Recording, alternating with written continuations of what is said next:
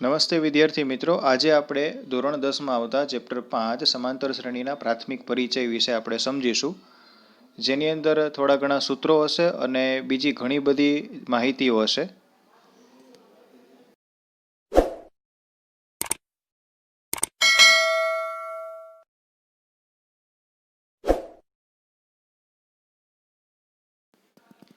પ્રાથમિક પરિચયમાં સૌથી પહેલા આપણે સમજીશું સમાંતર શ્રેણી એટલે શું.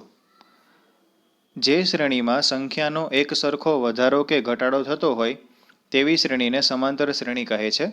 ઉદાહરણ તરીકે 1, 4, 7, 10 વગેરે, જેમાં તમે જોઈ શકો છો કે 3, 3નો વધારો થાય છે.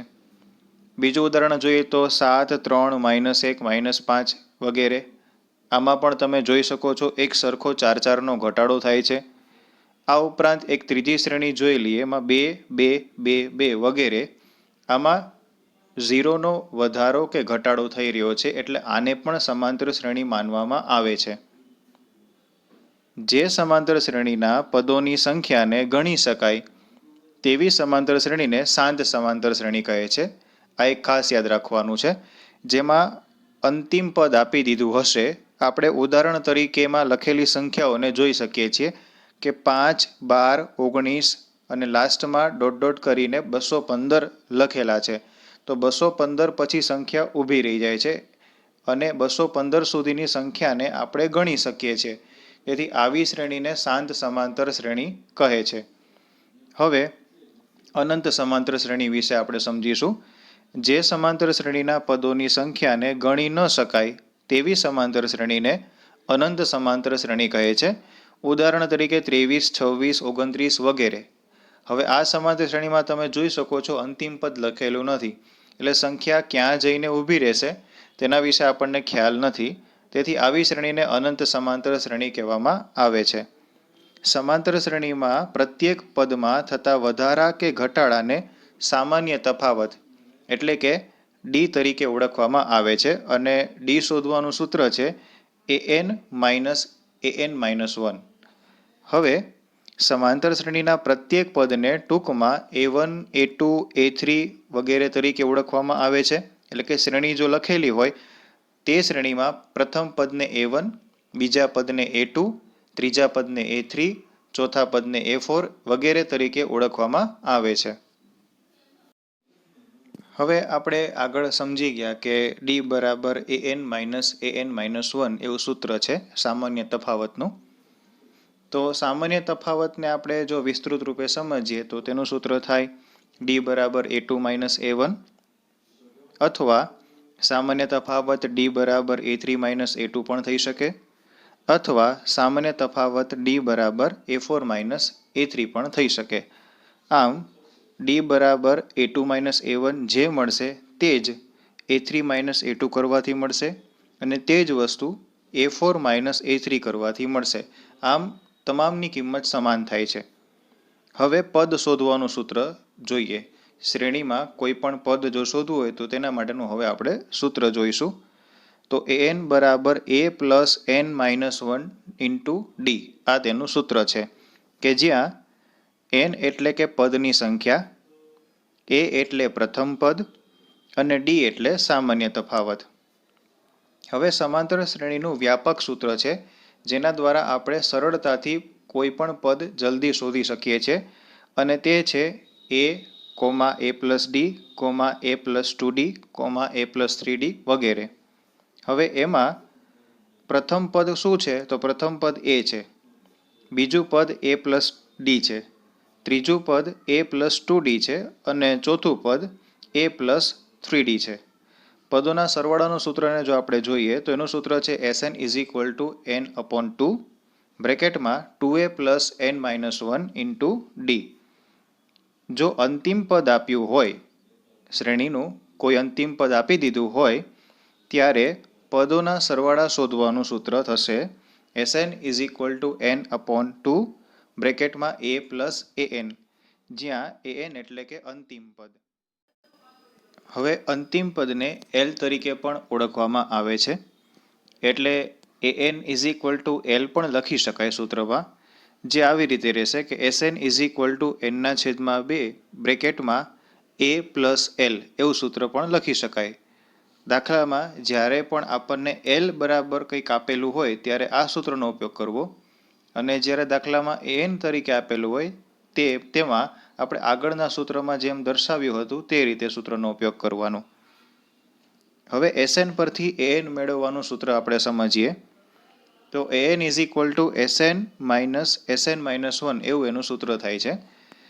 તેના ઉપરથી આપણે એ2 is equal to S2 minus S1 થાય એવું સમજી શકાય. ત્યારબાદ A3 is equal two S3 minus S2 પણ થશે.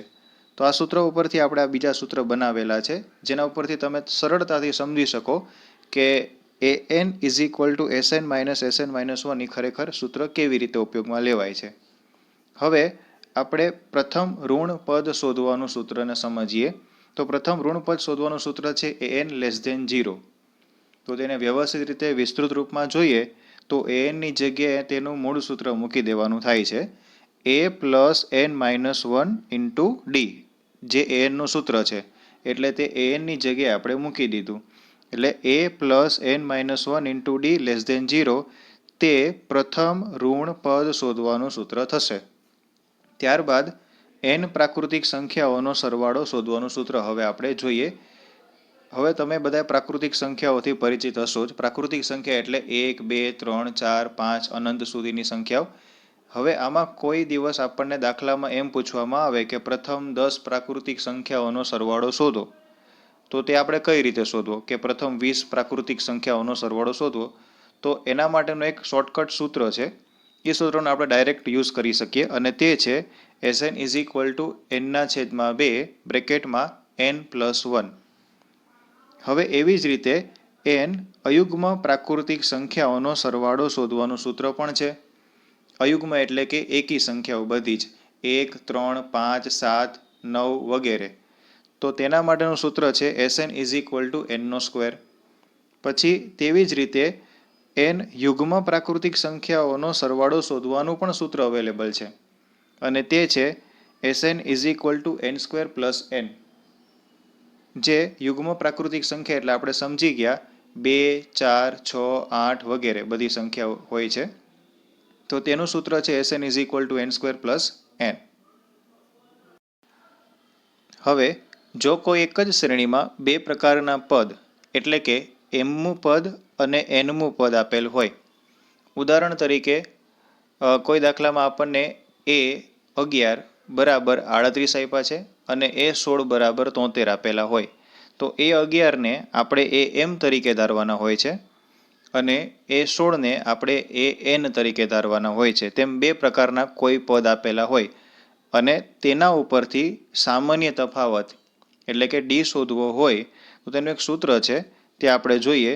તો D is equal two AM plus AN ના છેદમાં M માઇનસ N. M એટલે કે પદનો નંબર, પહેલા પદનો નંબર, અને N એટલે બીજા પદનો નંબર. બરાબર. અને આ દાખલાઓ MCQમાં વધારે પૂછાય છે, એટલા માટે આ સૂત્ર ખૂબ જ અગત્યનું રહે છે કે જ્યારે બે પ્રકારના પદ આપેલા હોય એક જ શ્રેણીના, ત્યારે સરળતાથી જો આપણે ડી શોધવું હોય તો આ સૂત્રનો ઉપયોગ કરી શકાય છે. હવે સમાંતર શ્રેણીમાં જો કોઈ ત્રણ પદ જે શ્રેણીમાં આવતા હોય અને તે આપણે ધારવા પડે.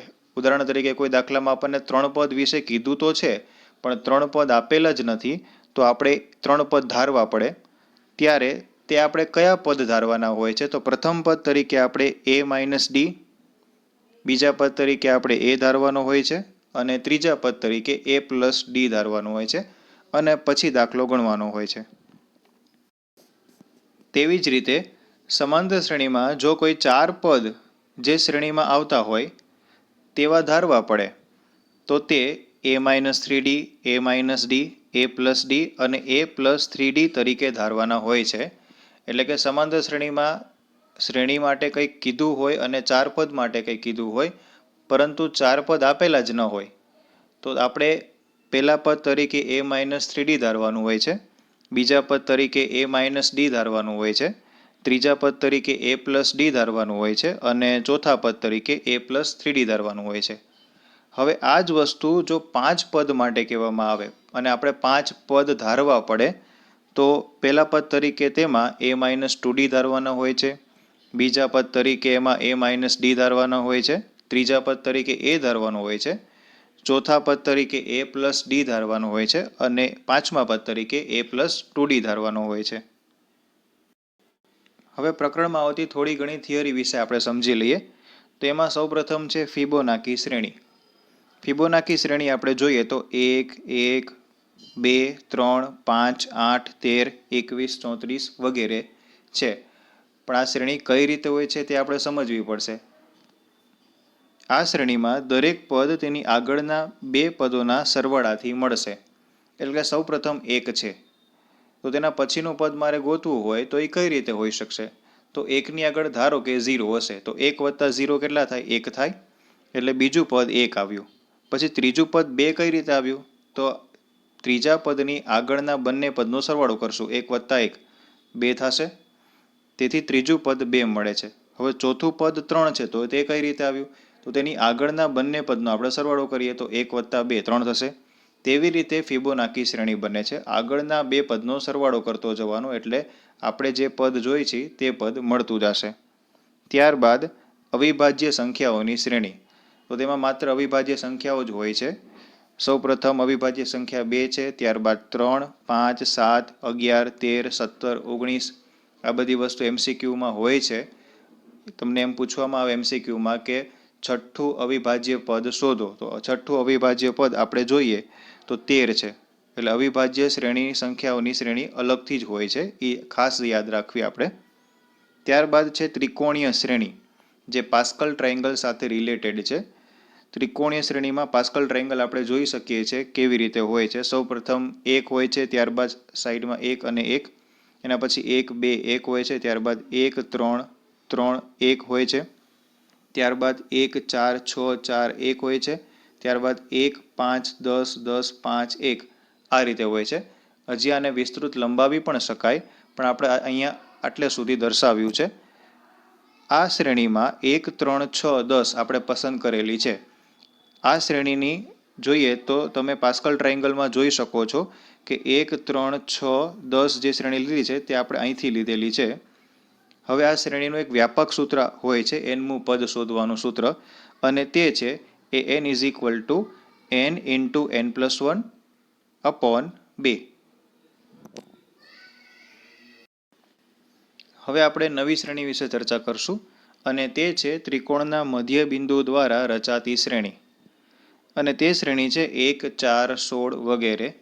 હવે આ શ્રેણી છે કઈ રીતે તેને આપણે સમજીએ. તો સૌ પ્રથમ એક ત્રિકોણ છે એટલે એક ત્રિકોણ છે એટલે 1. ત્યારબાદ તેના મધ્ય બિંદુ દ્વારા ત્રિકોણ રચીએ આપણે તો તેમાં ટોટલ 4 ત્રિકોણ બને છે. આપણે જોઈ શકીએ છીએ 1, 2, 3 અને 4.